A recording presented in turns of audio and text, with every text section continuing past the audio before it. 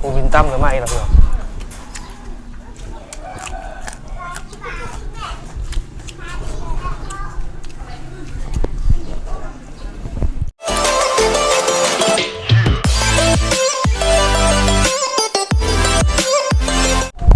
สบายดีพี่น้องป้องป่ายมาสักคนยินดีกับทุกซ้องวัฒนบ้านนี้ดีมันนี่ก็มีเมนูเด็ดพี่น้องก้อยกุ้งเบิ่งพี่น้องยังดินเดียวเลยอากาศมันก็จะมีที่เช่าเห็นนี่แหละมีน้อยหนึ่งก่อนที่เขาส้มคลิปนี้ก็พากไปติดตามช่องวัฒนบ้านนี้ดีอยู่ YouTube เลยหางกระตังมีมาพี่น้องแซ่บเดี๋ยวข้าวก็คือเก้าพี่น้องเต็มแอดเต็มคำมาค่อนข้างห่อนวันนี้เลยกุ้งสดๆเลยหากระโหลกมากินไม้สดๆเลยพี่น้อง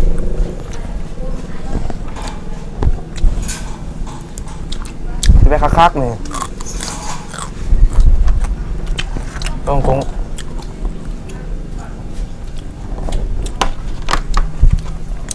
ยังดีนอยู่พี่น้อง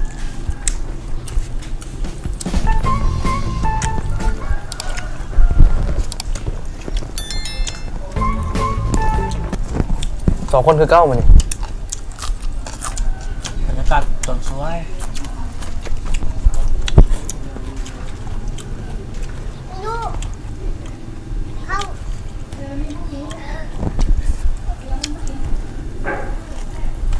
เข้าไปง่ายเลยพี่น้อง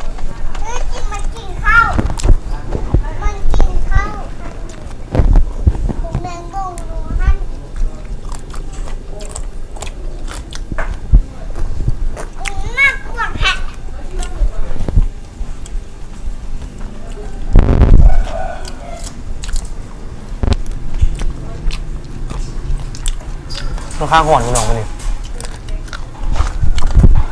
จัดตอนสวยๆรถ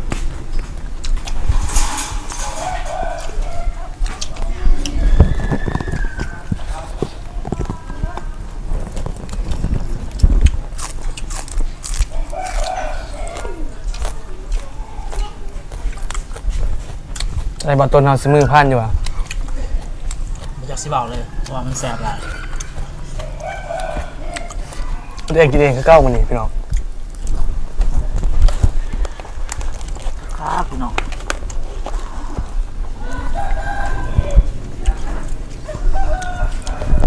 กูนึงเกิดหายากพี่น้องพอจะได้มาก็ให้อะไรขย่อยสวัสด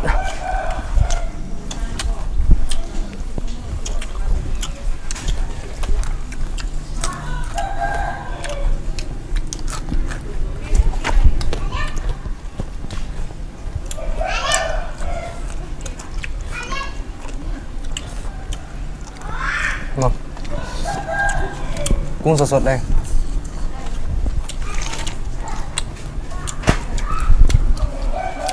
กรอบนอกนุ่มใน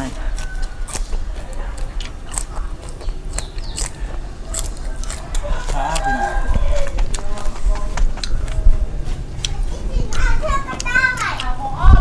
งนี่ก็จะหมดโมโหเลยมันนี่หลายหรอก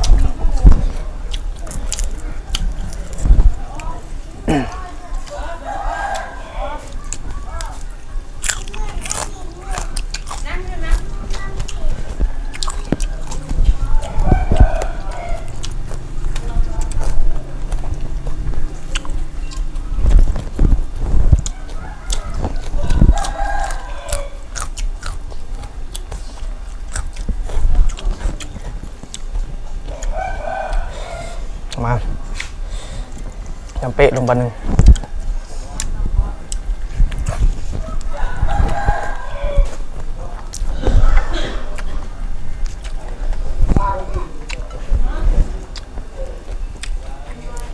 เข้าไปง่ายเลยพี่น้อง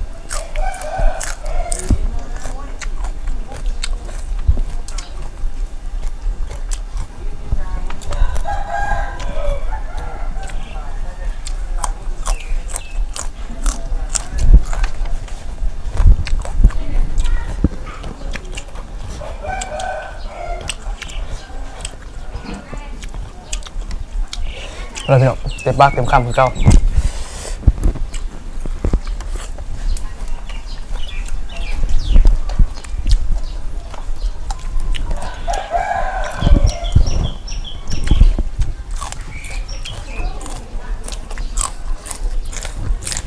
ครับพี่น้องกุ้งสดๆเลยทำง่ายเลย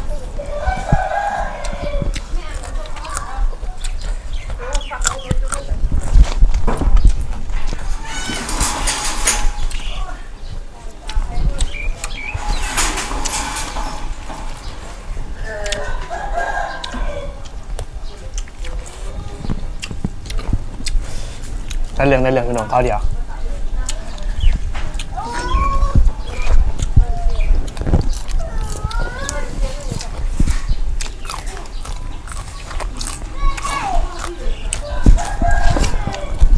นุ่มเต็มปากเต็มคำเลยพี่น้อง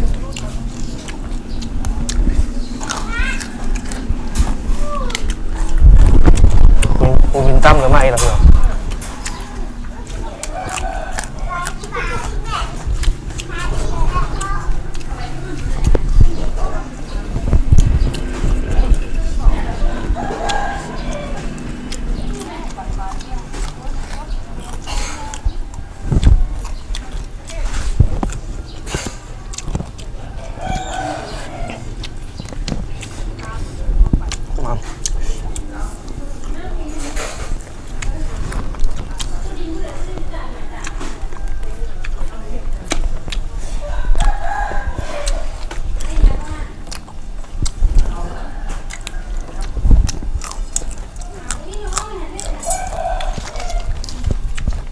พักซูดพี่น้อง บรรยากาศสวย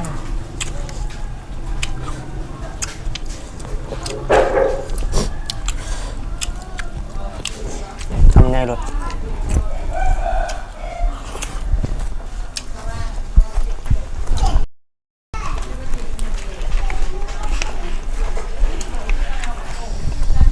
ทำง่ายเลยพี่น้อง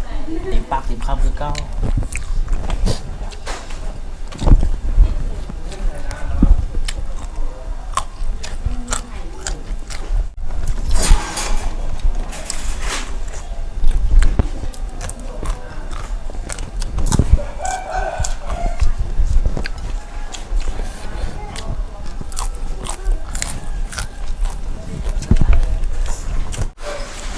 เอามาพี่น้องสำหรับพลอยกระบุยอย่างมากมายเนาะเต็มปากเต็มคำคือเก่า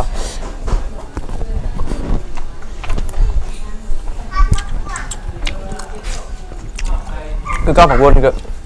พวกอยู่สวนพี่น้อง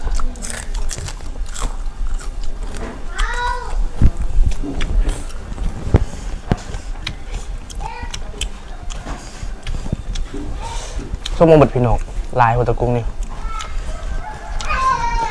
จังลายพอคร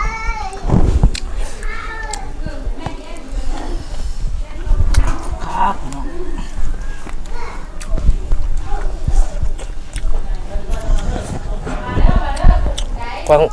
ก้อยสุกกับดิบมันตั้งเดียวพี่น้องดิบมันจะนุ่มนุ่มเวลาย่างไปนุ่มเต็มปากเต็มคำ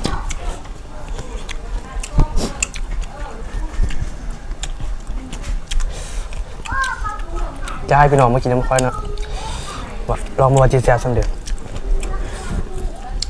ค่อยบอกคำเดียวว่าแซ่บ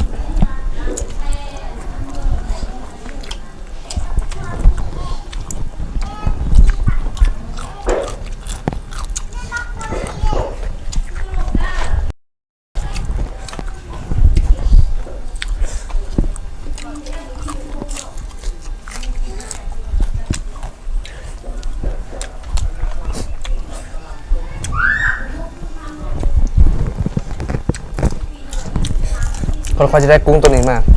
ใส่เวลาประมาณ1-2 ชั่วโมงเพราะว่าหายาก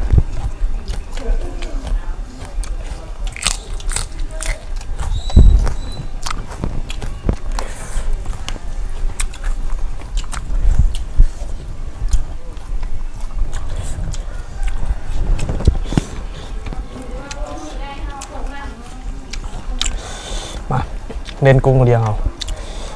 มันง่ายรสเน้นกุ้งเดียว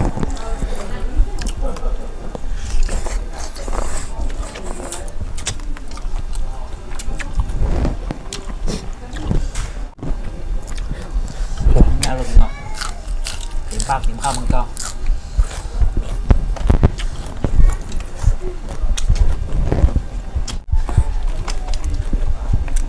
ถ้าใครเคยกินก็ลองแต่งบ้างไหมเนาะแซ่บ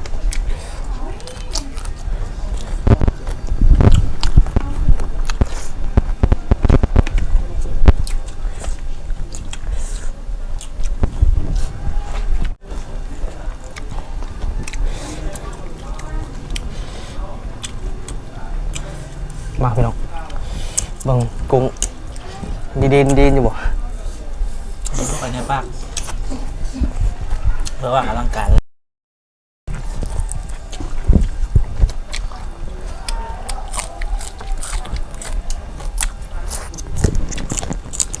ข้าวเดียวพี่น้องข้าวเดียวแล้วกุ้งก็จะข้าวๆไว้หนึ่งข้าวเดียวหมด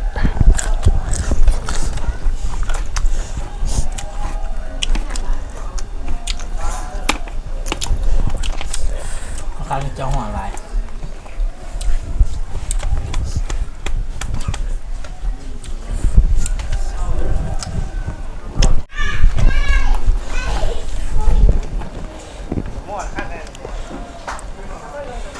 มาพี่น้อง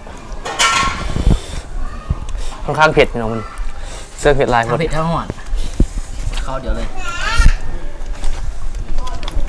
มาหน่อยทำยังไงจะทำปัจจุบัน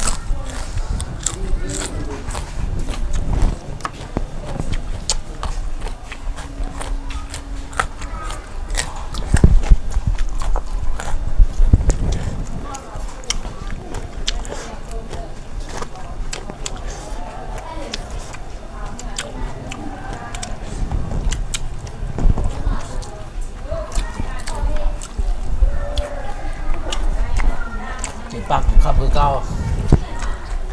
พี่แบบสะใจไปเลย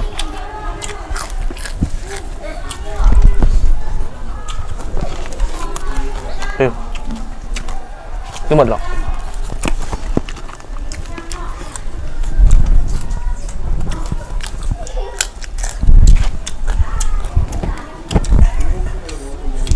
ข้างไปพี่น้อง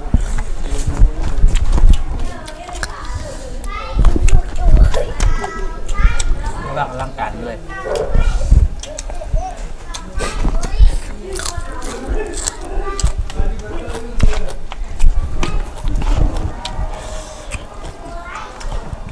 พอไหวแล้วพี่น้องเริ่มแน่นแล้วค่อนข้างลายเพราะเอ็ดลายขึ้นไป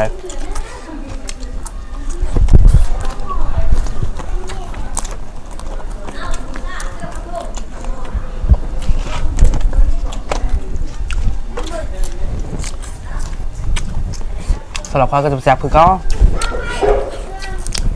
นั่นเองกินเองนะ